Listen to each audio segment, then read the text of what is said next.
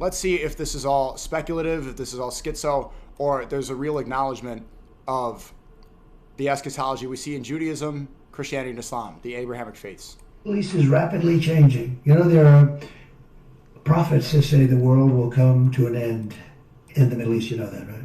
We all know about the arrival of the Mashiach. One day the Messiah will come. We know about the Mashiach is the Dajjal, the Antichrist. We want Mashiach now. Gog, a major war that will take place in the world, which Zechariah 14 describes, Zechariah the prophet, which describes 2/3 of the people in the world will be wiped out in moments. We know a lot of things from the prophets and from the Kabbalah and from the Gemara. There will be a massive war in the world. We call it Gog Magog. Gog Magog, according to the prophets, and according mainly to Zechariah 14, and describe a massive attack against the nation of Israel. All the nations of the world united in the beginning, Esav and Ishmael will fight with each other, meaning Christians and Muslims will kill each other, which we see as it is right now. And then one point they'll get up and say, wait a minute, why are we killing each other? It's not the man. So right here, he's outlining eschatology, saying that the Christians and Muslims will kill each other. A good example is Iraq, Iran, the American Empire versus the Middle East, the Muslim countries in the Middle East. We both agree that Jesus will return, Jesus is the Messiah. That's important. Look what they believe. We have a mutual enemy that we should both unite and kill him. Who are they? Israel. And they make a covenant, and they're turning against Jerusalem, and they come to take Jerusalem by force. And at that time, women from Jerusalem, I don't want to tell you what's going to happen to them for your respect, and many people would run to hide in holes in the deserts, and it will be a disaster for X amount of time. And then the salvation will begin. HaKadosh Baruch Hu will come and interfere with the war, and will put such death to all these wicked anti-Semite people, will wipe them one after the other. This is the prophet that lives about 2,500 years ago. It described clearly a nuclear war.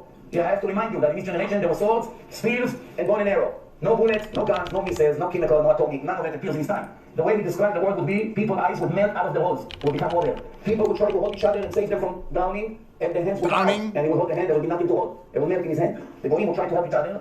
The revenge of Hashem would be with no mercy at them whatsoever. Who will pay the price? The wicked Gentiles, not the righteous. The righteous Gentiles who kept the 7 law and they love the Jews, or they sent Jews on the Holocaust, or things like that. It says like this. After this war, when 2/3 of the people will get wiped out, remember that 2/3 of people will get wiped out. That's a majority of the world will get wiped out in the end times war. You guys think you're going to make it? Who's going to make it? What if this happens in our lifetime? It's not it's speculative. 2/3 of the people will get wiped out. It will take years to clean the bodies. It won't be so simple. But the days of the Mashiach will finally arrive.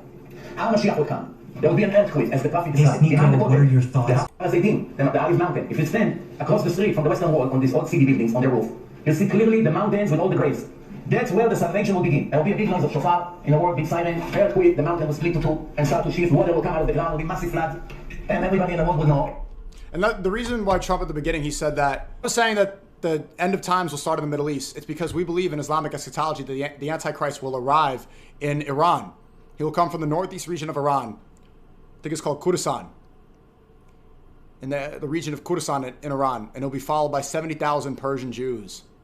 70,000 Iranian Jews dressed as Iranians. In Christianity, you believe that Jesus will descend in Jerusalem. In Islamic eschatology, we believe that Jesus will descend in Damascus, if I'm not mistaken.